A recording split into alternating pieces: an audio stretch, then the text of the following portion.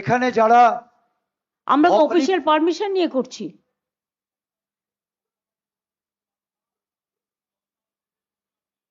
ভবানীপুর থানার যারা আছেন আধিকারিকরা একটু দয়া করে দেখুন, মাইক্রোফোনটা বারংবার বলা সত্ত্বেও কিন্তু আমাদের দিকে করেছে। আমরা কিন্তু এই অসভ্যতাম করি না। 70 নম্বর ওয়ার্ড ভবানীপুর এই অসভ্যতা মানবে না, বাংলায় এই অসভ্যতা চলবে না। একটু সংবাদপত্রের মাধ্যমে সংবাদ মাধ্যমের ভাই বোনেরাও দেখুন, শুনুন।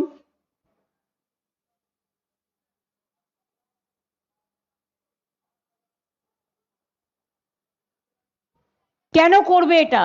ইলেকশনের কতগুলো রুলস আছে, তাহলে ওরাও যেদিন মিটিং করবে তোমরা পাল্টা লাগিয়ে দেবে, তখন পুলিশ খুলতে আসলে মেয়েদের ধরে এফআইআর করবে। এটা পার্সিয়ালিটি, এটা পার্সিয়ালিটি। আমি 1 সেকেন্ড টাইম নিচ্ছি, সরি। নিয়ে এবার আপনারা বলুন, সাধারণ মানুষ দেখতে পাচ্ছেন,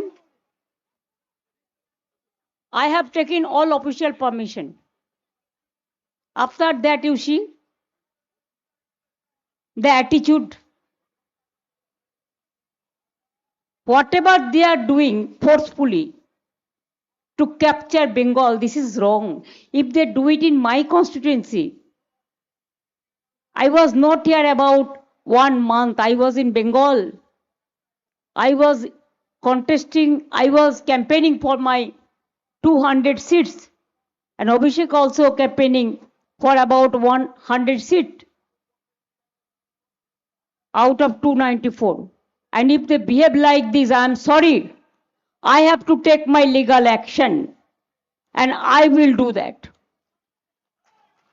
তাহলে বুঝতে পারছেন পায়ে পা লাগিয়ে ঝগড়া করার। এই দেখুন সামনে চিৎকার করছে যাতে আমি মিটিংটা করতে না পারি। মা ভাই বোনেরা আমায় ক্ষমা করবেন, আমি আপনাদের সবার কাছে ক্ষমা চেয়ে নিচ্ছি। আমি কালকে এখানে র্যালি করে দেবো। আমি এই অসভ্যতামিটা করতে পারবো না, এটা খুব ইনসাল্টিং, এটা খুব হিউমিলিয়েশন।